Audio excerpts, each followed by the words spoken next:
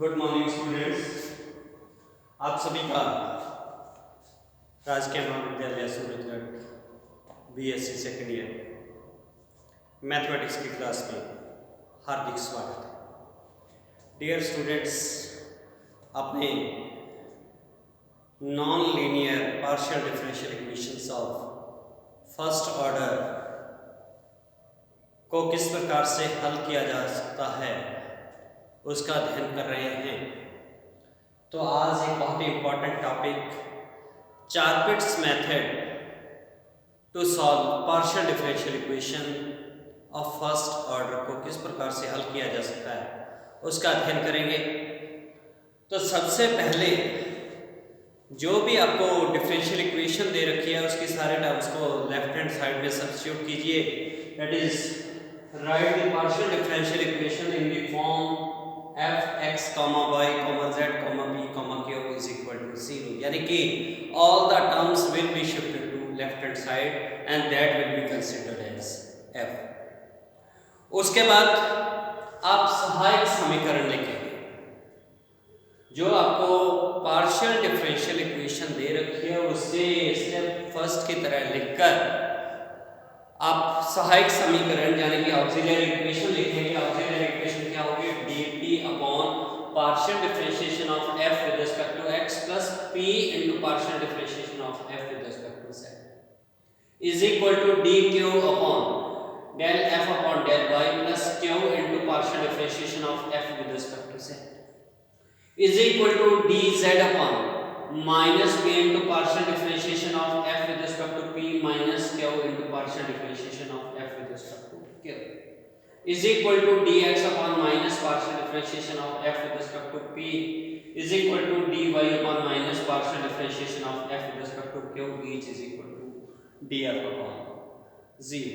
तो ये सहायक समीकरण लिखने के बाद जिस तरीके से हम साइमल्टेनियस इक्वेशंस में या लीनियर पार्शियल डिफरेंशियल इक्वेशंस में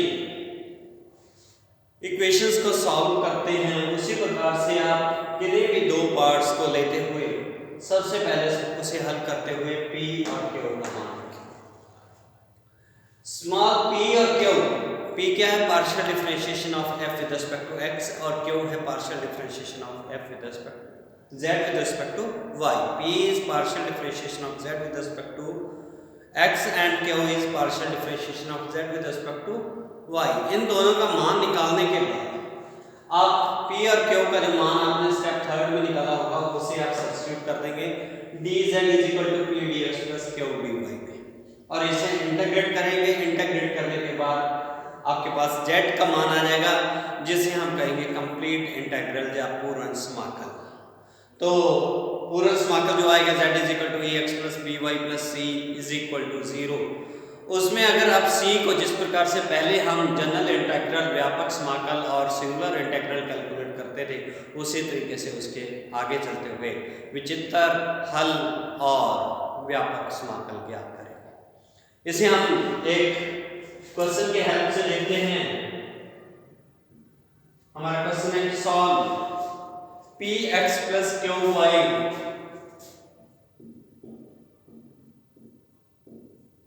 is equal to p। तो px पहला step px plus qy minus pq is equal to 0। अब जो पहला स्टेप है जो लेफ्ट हैंड साइड आएगी इसे हम f एज्यूम करेंगे कि f is our px plus qy minus pq। जब आपने ये f का मान लिख दिया तो उसके बाद आप सहायक समीकरण लिखेंगे। सहायक समीकरण मैंने आपको बताया क्या है कि partial differentiation dp upon del f upon del x plus p del f upon del z is equal to dq and so on। तो अब आपने ये जो लिखा, अब हमें क्या चाहिए? del f with respect to del x। तो ये वैल्यू कितनी आएगी? p। इसी प्रकार से f का विद रिस्पेक्ट टू z अगर आप डिफरेंशिएट करें तो आपके पास कोई भी टर्म नहीं है, शून्य है। फिर है हमें del f बटे del y partial differentiation of f with respect to y अगर आप सॉल्व करेंगे तो वैल्यू क्या है क्या होगा। उसके बाद हमें क्या चाहिए partial differentiation of f with respect to p, तो ये आएगा आपके पास x minus q। Partial differentiation of f with respect to q, तो ये वैल्यू आ जाएगी आपके पास y माइनस p। तो जब आपने ये सारे मान कैलकुलेट कर लिए, इन्हें साइड समीकरण में रखिए, तो dp अपॉन डेल f अपॉन डेल x p plus partial differentiation of f with respect to z 0 है, तो ये क्या आ गया p plus 0p is equal to dq upon, अब partial differentiation of f with respect to y आपके पास है q, और partial differentiation of f with respect to z 0 है, तो इसलिए q प्लस 0 q होगा is equal to dz upon minus p into partial differentiation of f with respect to p, तो x minus q minus q into partial differentiation of f with respect to q y minus p is equal to dx upon partial differentiation of f with respect to p, तो ये क्या आ गया q minus x, और इसी प्रकार से dy upon, अब ये वैल्यू सब्स्टिट्यूट कर दी, ये हमारे पास आ गई इक्वेशन नंबर 2। अब इस इक्वेशन 2 को हल करते हुए हमें क्या करना है p और q का मान कैलकुलेट करना है। तो सबसे पहले मैं फर्स्ट और सेकंड जो रेशियो है इनको लेता हूं dp upon p is equal to dq upon q, तो ये क्या है log p is equal to log q plus constant of integration, तो सपोज करो वो log a है, तो अपने पास क्या आ गया p is equal to aq, p is equal to aq आपके पास आ गया। अब इस वैल्यू को अपने क्या करते हैं कि सब्स्टिट्यूट कर देते हैं जो आपके पास इक्वेशन की f का मान था, या जो समीकरण नंबर 1 थी px plus qy minus pq, तो इस वैल्यू को जब इसमें सब्स्टिट्यूट किया गया तो अपने पास इक्वेशन बन गई aqx plus qy minus aq square is equal to 0। q से पूरे में कॉमन आ रहा है, तो ax plus y minus aq is equal to 0। हमारे पास इजीली q का मान आ सकता था, आप इंटीग्रेट करके भी निकाल सकते हैं। तो यहां से aq इज इक्वल टू क्या आ जाएगा आपके पास ax प्लस y, और q is equal to ax plus y upon a। तो p का मान भी आ गया, aq का मान आ गया ax plus y upon a। इन वैल्यूज को सब्स्टिट्यूट कर दीजिए, z is equal to p dx plus q dy, तो z dz is equal to aqx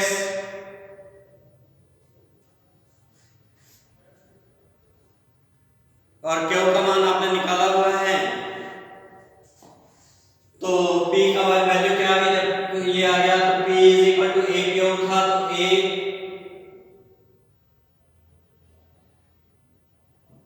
into ax plus y upon a, तो a से a कैंसिल हो गया, तो p is equal to ax plus y।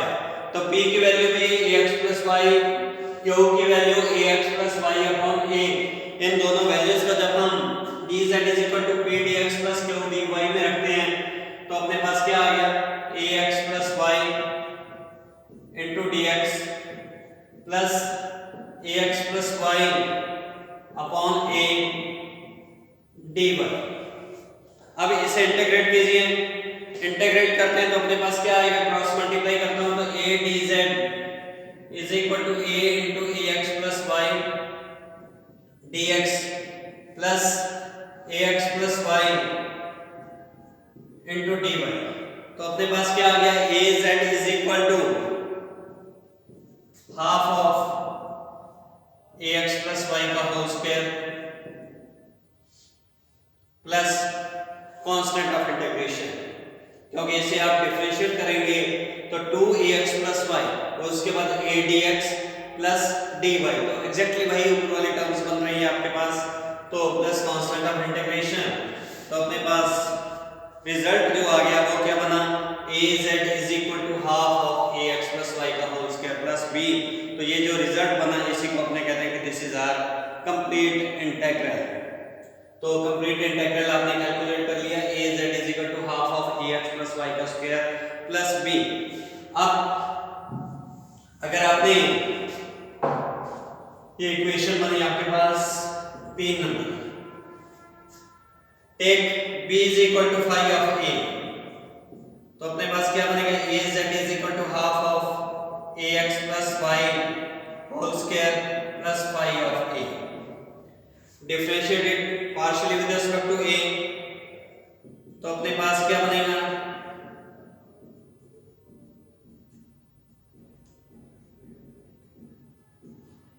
z is equal to ax plus y into x plus phi dash of a। तो equation 4th और 5th इन दोनों में से a को एलिमिनेट कर दीजिए, तो जो रिजल्ट आएगा that will be used to as general integral. समीकरण 4 और 5 से a को विलुप्त कर दीजिए तो आपके पास जनरल इंटीग्रल का मान आ जाएगा। अब अगर हमें सिंगुलर इंटीग्रल कैलकुलेट करना है तो सिंगुलर इंटीग्रल के लिए जो हमारे पास इक्वेशन नंबर 3 है इसे पार्शियली डिफरेंशिएट कीजिए विद रिस्पेक्ट टू a। तो इसे जब विद रिस्पेक्ट टू a आप पार्शियली डिफरेंशिएट करते हैं तो अपने पास क्या आएगा, तो differentiating equation 3rd partially with respect to b,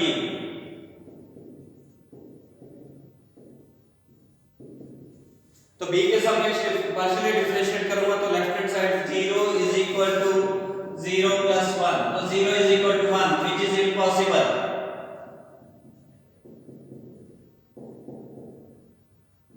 तो क्योंकि ये संभव नहीं है इसलिए singular integral of the given partial differential equation can not be obtained.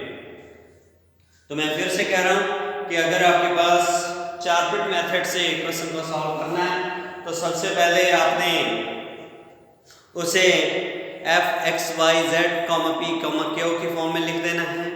उसके बाद सहायक समीकरण लिखनी है d p upon d q upon d x upon d z upon dy upon, उसे सॉल्व करते हुए आपने p और q का मान कैलकुलेट करना है और p और q की वैल्यू कैलकुलेट करने के बाद उसे आप सब्स्टिट्यूट कर दीजिए dz is equal to p dx plus q dy में, तो उससे आपके पास कंप्लीट इंटीग्रल आ जाता है।